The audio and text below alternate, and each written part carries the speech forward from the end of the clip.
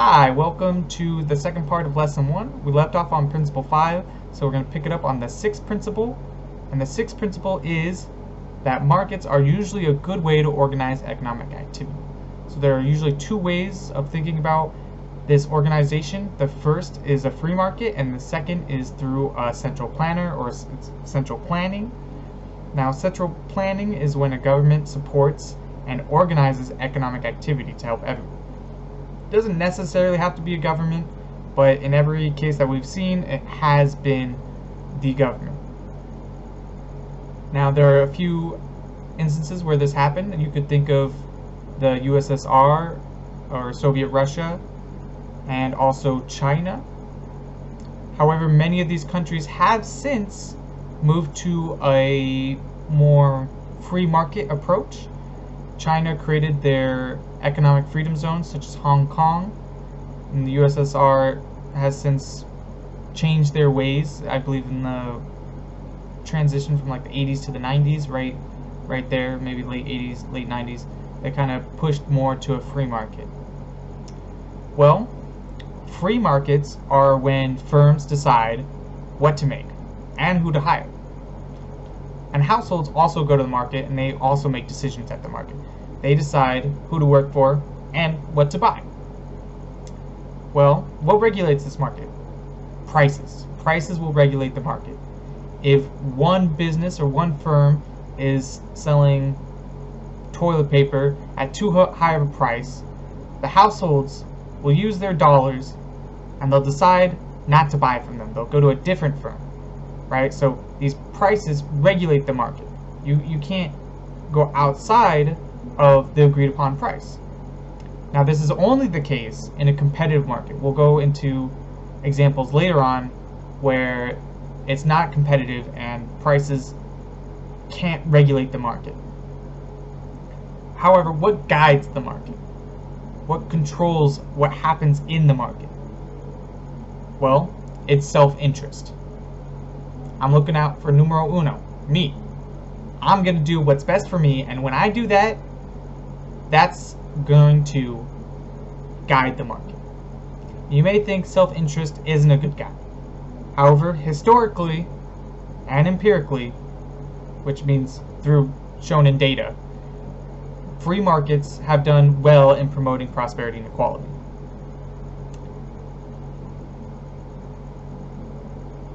However, that there are caveats, which I'll go into later in this video. Adam Smith created a notion for the self-interest, this guiding of the market. He said that there was an invisible hand that guided people to make decisions in a market. Now, this invisible hand is simply just everybody looking out for themselves, all the firms looking out for themselves, and all the people, the households looking out for themselves. The reason a lot of these countries that were trying central planning failed was because they didn't really have this invisible hand to guide them, to tell them what's happening in the market. So when they decided that they wanted 10,000 chairs, they made 10,000 chairs, but households needed 15,000 chairs, and nobody could tell the government otherwise. The invisible hand was the key determinant in how free markets work. That will be Principle 6. We're going to move on to Principle 7. Now, Principle 7 is that governments can improve market outcomes. From the previous principle, you may assume government doesn't really play a role in organizing economic activity. However, that's not the case, and most economists don't believe that. We believe that the government plays probably the biggest and most important role. They have three roles to play, three things that we believe that they should interact with the market. The first one is to maintain property rights. Maintaining property rights is critical in allowing a market to function. Let's say I'm a farmer and I'm selling chickens. I go to the market and I want to sell my chickens to make a profit, so maybe I could buy some other stuff. When I go to the market, I put the chicken on the table and I go, I want $5 for this chicken. Some guy comes up to me and he goes, that's nice, takes the chicken and walks away. well, maybe I could fight him. You know, I'm not that strong, not really hulking man. Maybe I could intimidate him from stealing my chicken. But if there's a bunch of people, I can't really do anything. And once it's stolen, I have no options. I just went to the market, I lost my chicken, I spent all that time raising it, and I didn't get jack for it. Well, that sucks. I don't want to go to the market anymore. There's no incentive for me to trade. And as I discussed earlier, trade can make everyone better off, so it's good for people to trade. Well, what can I do? I can ask the government for recourse. I can say, hey government, that guy stole my chicken, I'm gonna sue him. You know? Or maybe I just go, hey government, you know, can you just send some police patrols every once in a while so that people are less likely to steal from me? Well, this happens on a local level, but it also happens on a big level, on country levels, right? Countries have militaries. Now, militaries are important to prevent foreign invaders from coming in and taking our natural resources and taking our factories, taking what we have. So we have it on a country level and we have it on a local level. These property rights are extremely important. We have police, we have the courts, we have armies. There might be some other organizations that also help with property rights, but mostly courts, police, military. Now that's just one role we want the government to play. Remember I said there's 3. So the next one is we want the government to fix market failures. We'll be going into this later in another chapter. I believe it has its own chapter for itself. If not, there'll be a chapter where we cover more of this. However, when a market fails, and there have been incidences where markets do fail, where like in 1929, the Great Depression, we also had some market troubles in the 70s and 2001, and also of course 2008 with the Great Recession. Or I don't think they call it the Great Recession, but it's just the recession, 2008, 2009 recession. Now, what do we want the government to do during these times? Well, this is our economy, right? We're on this nice trajectory path, and then it crashes. And sometimes it crashes to no fault of our own. Sometimes it's information that comes about, but it digs itself really deep, and it can't get out of this like hole, right? It's stuck there.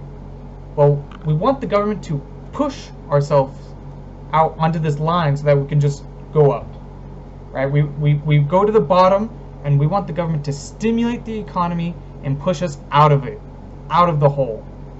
And when the government does that, it succeeds in fixing a market failure.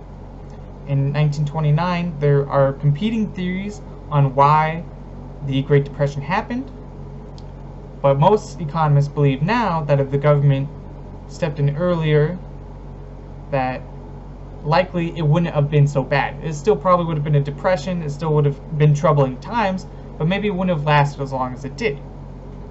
That covers market failures. There's still the third role of government, and that is to control market power, or to make sure that market power is not affecting the economy negatively.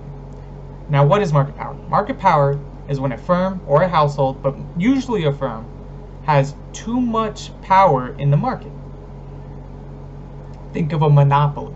If you've heard of monopoly, it's when one firm controls all the goods of whatever industry they're in. Think like maybe Rockefeller in the late 80s. He had all the oil. Even in the 90s, I believe, Microsoft had basically all the computer processors or all the computer software. What we want the government to do in this case is to come in and break up those property rights. The rare case where maybe property rights have gotten us into a little bit of trouble. So in the case of Rockefeller, we break up those companies into smaller ones so that we can have a competitive market and prices can regulate it again. In the 90s, we had the government, well, we didn't have the government, but the government stepped into Microsoft and actually split it up into multiple companies. Now we can think of maybe a more extreme example, again. In a small village, which is my favorite, there's one water well. This water well is only accessible by one person because that's his property rights, right? He's the only person who has access to this water. Well, He's going to charge ridiculous prices because everybody needs water. He's going to charge maybe $1,000 per gallon. And you're living in this village, and what are you going to do? You're going to be really sad, and you're going to hand over $1,000 for a gallon of water. And you're going to drink the water, and it's going to be nice, but it's too expensive. In those extreme situations, we need the government to come in and say, you cannot have that much market power. We're going to either add wells so that other people can compete with your prices, or we're going to enable it so that people can just access your water for cheaper. Now, it's important to note that governments are not infallible, and even if they are enacting these policies, they might mess up because they have misinformation, or maybe they're looking out for their own self-interest. So it's important that we as people make sure to monitor the government and make sure they're looking out for our best interests. So it's like we have the market, we have the government, they work together, and we need to make sure each one is checking each other. The market, being like us, is checking the government to make sure that it's not harming the market in a negative way, and then that the government needs to make sure that the market isn't collapsing on itself and that it's growing steadily. They're both together. They work together. Very important. Now, that covers Principle 7. We're going to move to Principle 8, which is this: a country's standard of living depends on its ability to produce goods and services. We usually call this productivity, right? Our ability to produce things will be productivity. Now, you may think, what determines a country's productivity? It's usually just the people in it. As long as the people in the country are productive, or maybe we have good technology or factories and a lot of natural resources so we can be really productive. Those are the things that tie into it. Now, think about a regular person. Me, you, Bill Gates, any person on the planet. What determines our standard of living? Well, what can I buy? If I can buy AC, that's nice. If I can buy a lot of food, that's nice. If I can afford a refrigerator, great. My standard of living depends on my income. A country's no different. And what determines my income? My productivity. What I can do for the market and what people value my work as will determine my income. The more productive I am, supposedly, the better job I can get. When I have a better job, I have more income, which is a better standard of living. It's the same thing for countries. So if we want to rank some standard of livings, we usually might just look at a country's average income, right? The average person, the GDP per capita, average income per person, what have you. So America in 2017, the average income was $60,000. The average Chinese was $17,000. For the average German was $51,000, and an average Nigerian was $6,000. So you can kind of see the standard of living between those countries. The richer ones have a higher standard of living, and the poorer ones have a lower standard of living. This could be for many reasons, but they all tie into productivity, right? Maybe one country wasn't able to get enough factories, and so they're less productive.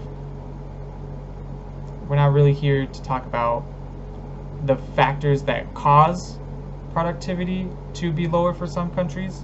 Just note, and please remember, that productivity is the key for determining a country's standard of living. And that will be Principle 8. We'll be moving to Principle 9, which is prices rise when government prints too much money. This is called seigniorage. I'll spell it out. I'm going to write like a title card for each principle, and then I'll spell out seigniorage right there. Now, seigniorage is just governments printing money, and when they print money, inflation occurs, or prices, the overall price level increases. Now, I'm going to go through an example. It's a really cool example, another one of my favorites, which was probably the worst case in human history, or maybe recorded history, 1920s Germany.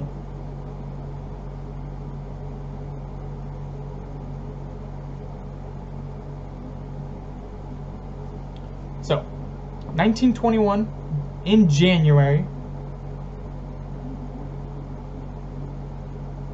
The average newspaper, German newspaper, cost 0.30 marks.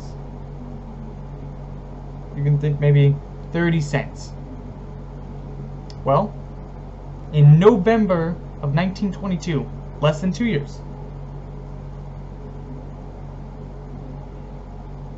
that same newspaper cost, oh, sorry, that's supposed to be a 70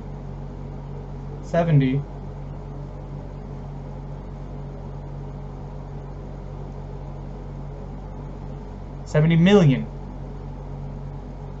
marks. That's a lot of marks. So, what happened here? The German government at this time suffered from restitutions, from having to pay restitutions from World War I. Many of the European countries were upset, and they wanted Germany to pay back the damage they caused in World War I. Well, the German government, they were trying to operate and take care of their people. They're also trying to pay back all these companies, or not companies, sorry, countries. So what did they do? They started printing money. They just print. And when they printed money, the individual dollar became worthless, practically. There are a bunch of jokes from the time that when you would sit down for a steak, right, you wanted to pay as soon as you sat down, because in a few minutes, or when you're done with the steak, you wouldn't have enough money to afford it. This happens in all countries, and inflation isn't inherently bad. But when it's uncontrolled and unchecked, it becomes disastrous for an economy. Germany was struggling very much, and they were in an economic collapse, and they were very desperate for change, and they really wanted someone to pull them out of there. And this paved a way for Hitler to take power. There were many factors that contributed to him doing it, but this was one of them. He was able to say that he was going to fix all these problems, and by doing that, he gained the favor of the people, and we know how that ended up in the late 30s and the 40s. And like I said before, remember, inflation isn't inherently bad. When it's controlled, when we know what's going to happen. America has a 2% interest rate per year on average. When we know our money isn't going to just magically disappear, we feel safe. And we know that things are going to be okay. Now, that's not to say America hasn't had inflation. In the 70s, our prices doubled. We've had bouts of inflation. But and obviously Germany is doing much better now than it was back then. So it's not that you can't recover from inflation, but it causes a lot of uncertainty. And uncertainty is usually very bad for an economy. That covers Principle 9. We'll be moving into the last principle for this lecture, Principle 10, and we'll go into, next week we'll be covering Measuring a Nation's Income. It's chapter 10 for the 9th edition. Yours might be different, just check the chapters, which is going to be tied into Principle 8, which is going to be productivity, measuring nation's income, right? They're going to go hand in hand. But for now, we're going to go over our last principle. Society faces a short-run trade-off between inflation and unemployment. Well, we just discussed that in the long run, printing money causes inflation. But what happens in the short run? Maybe the short run's a little bit more complicated. Maybe something else happens in that little time gap. Maybe there are positive effects we can get from printing money. Well, what happens in the short run? Right after we print a bunch of money, what do people do and what do companies do? Well, money becomes easier to get, more attainable. Maybe the loans are cheaper. Right? If I want a $20,000 loan, maybe the interest rate is lower, so I take out the $20,000, and money is easier to get. Maybe a company was looking to expand. we printed money, the interest rate's lowered, now they can afford to expand. Or maybe the households want to buy another house, buy another car, so they take out a house loan or a car loan, right? These are some situations in which people get money after money's just printed. Well, what does this do? When households have more money to spend, they're going to spend it, right? So there's an increase in spending, an increase for demand on products. Well, companies see this increase in demand. They see the increased spending. So they have to meet the demand. They meet it by increasing supply. Well, when supply increases and demand increases, that kind of gets our economy rolling. It stimulates it, right? So this is the main way economists believe government can stimulate an economy to get it out of the hole and back onto a positive track. Well, this is pretty good. And when companies are expanding and they're meeting the supply, how do they meet that supply? They produce more and they offer more services. In order to do that, they need to hire more people. So that is why we say there's a short-run trade-off between inflation and unemployment, right? So we increase spending. Demand increases. Companies want to meet that demand. They want to produce more stuff. So they hire more people, which means when more people are hired, unemployment goes down, right? And later in the future, in the long run, inflation occurs. Now, remember how I talked about the economy going down? Once it goes up, eventually it's going to come down, right? It's going to go up and down and up and down. It's natural, happens everywhere, and we call it the business cycle. So it's going to look something like this.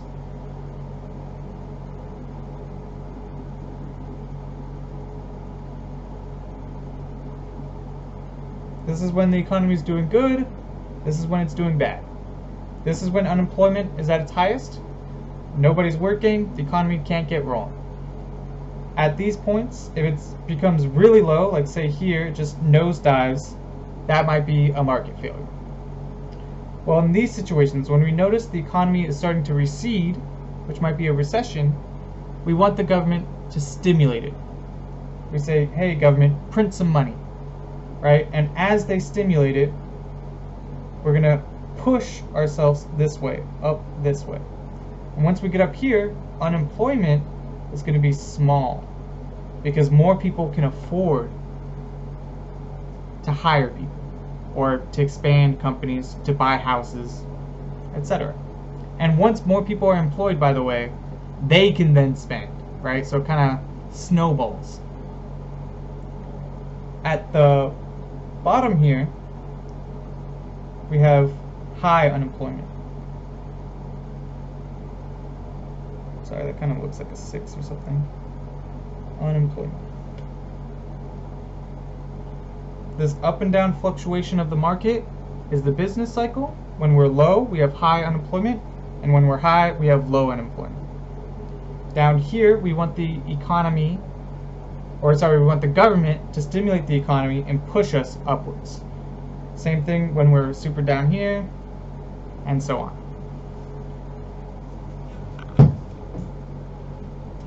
I would like to say there's a famous quote by John Maynard Keynes, which is a famous economist in the 30s and 20s.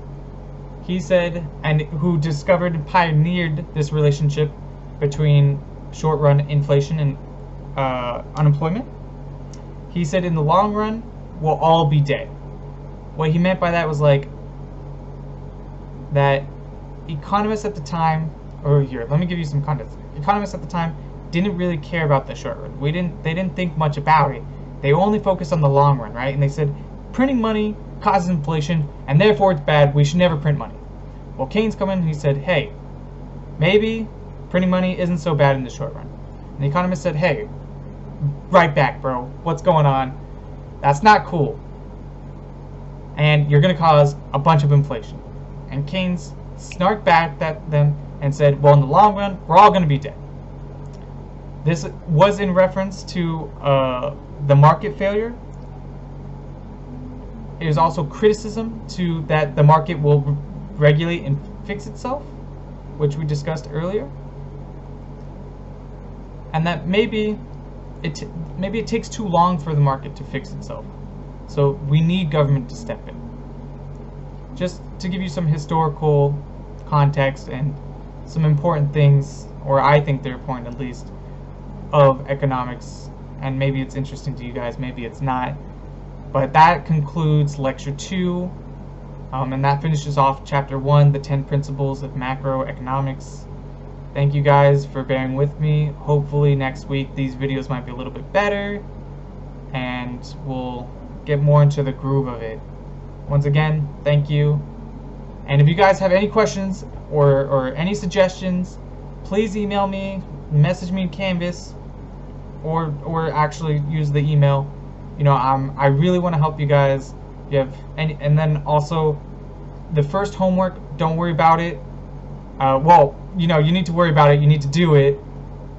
But I'm gonna ask for feedback in about a week on how you guys felt about it, and then the future homeworks I can maybe adjust the difficulty from there. So that's it for this one. See you guys next one.